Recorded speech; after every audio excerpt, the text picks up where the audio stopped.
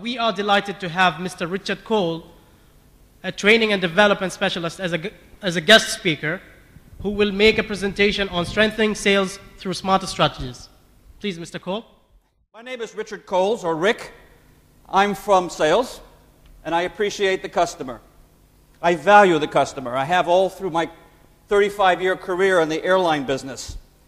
My first sales job was at 12 years old in Chicago. I had a paper route. I don't know if you know what that is, but I delivered newspapers off my bicycle.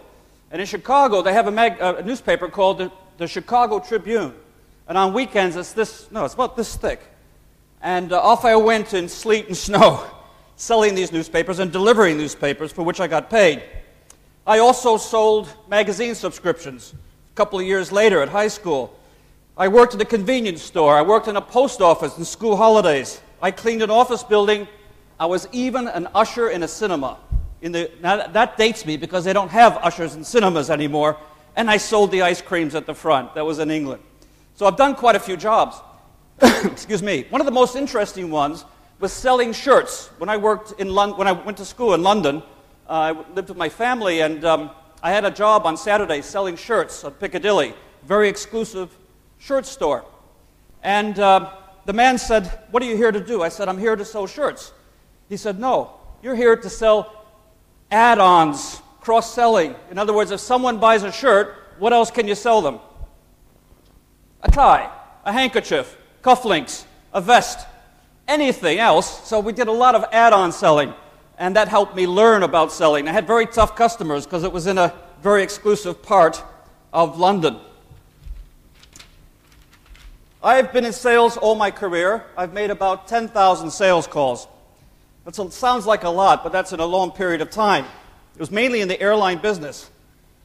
Some were good, some were bad. Some were accepted, and some were rejected. But I had to bounce back. I had to have that hardiness to go back and try again.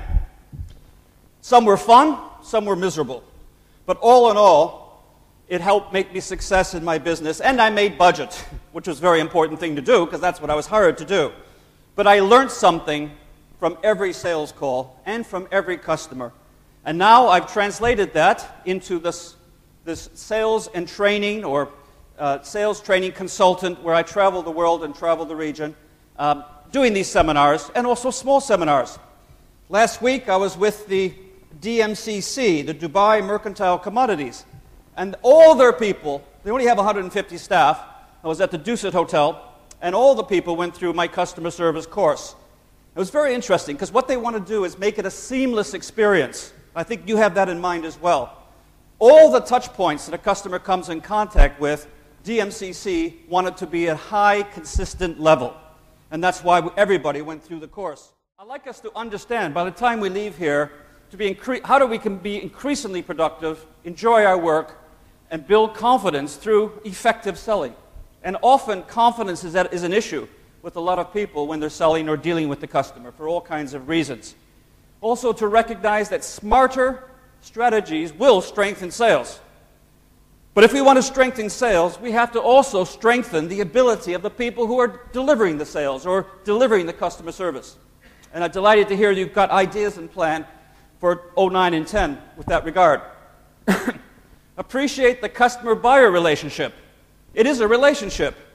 I used to say with my sales guys, we build long-lasting, mutually beneficial relationships with each and every customer we deal with. Each and every customer we deal with. One president of an airline that I worked for in my career, and I've worked for some good ones, he said, if I can recall, "We fly millions of customers, but we serve them one by one." You have thousands, millions of customers. It's important to remember the individual interaction, the moment of truth with each of those customers. About how do we build loyalty through those long-lasting, mutually beneficial relationships. And how, I heard this in one of the talks today, how customer service can be the differentiator, the competitive advantage that you have to have today to survive. It's not an option. It's a must today. And when I talk about teams, I say this, T-E-A-M, together each achieves more. Together each achieves more. It's the sum of the whole rather than the sum of the individual parts. It's the power of all of you together in '09, moving forward, making a commitment to move forward with a higher level of customer service that you haven't even dreamed you could do yet. This is what will make a difference between you and the other competition that are out there.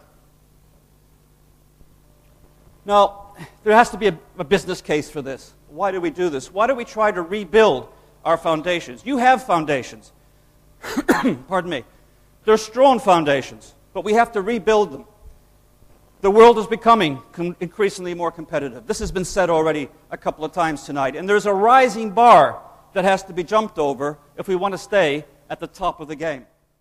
Today's customer is more educated. They're more sophisticated. They know about the competition. They know a lot about us. That's an opportunity, but it's also a threat because they can very easily see the difference between us and the competition. Now, I always found it strange that organizations around the world, they spend a lot of money on advertising. Problem with advertising is that 50% has no value. Somebody once said, how do we find out which 50%? Well, you have to spend 100% to get advertising. And we spend a lot of money on our product and services, yet it all is wasted unless we have a customer service level that is required to encourage more purchase and encourage people to stay with us, and a decision to stay with us. So I think it's very important to remember that. Your organization, the bank, spends a lot of money. It can all be wasted, or part of it, if we don't have an appropriate customer service level. Also, in today's competitive market, it's very important to bring each salesperson up to maximum potential, to reach the bar. Now, you are doing that. With People Development Awards, obviously it's being done. But I believe that the self-fulfilling prophecy, that people have innate inside of themselves a fantastic ability to do great things.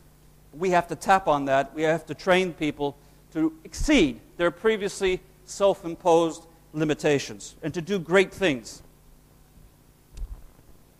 Now, our sales strategy that I had as a sales manager for many years in Australia was, in Holland as well, was all towards building the customer experience. And I've been fortunate to do some consulting here in Muscat with a famous motor car and also a retail outlet. And what they wanted me to do was to enhance the customer experience. What that meant was I had to identify all the touch points or all the moments of truth that a customer experiences from the time they drive their car in for service. And I took it through all the points. There were 35 different points or moments of truth, where we could impress the customer or we could lose the customer. Customers can be forgiving, but not if you let them down consecutively. So we improved all those touch points so we enhanced the customer service, made it more seamless, and tried to come to a kind of a consistent level. Because the reason I asked you all to stand up, some places I go to, I say, how many here are in customer service? And half the people stand up. And I say, what about the rest of you? What do you do? I say, oh, well, I answer the phone. Well, you're in customer service if you answer the phone. Everybody is in customer service either directly with the external customer or you're looking after the internal customer. Jan Carlson, who wrote a book called Moments of Truth, used to say, if you're not looking after the customer, you better look after someone who is.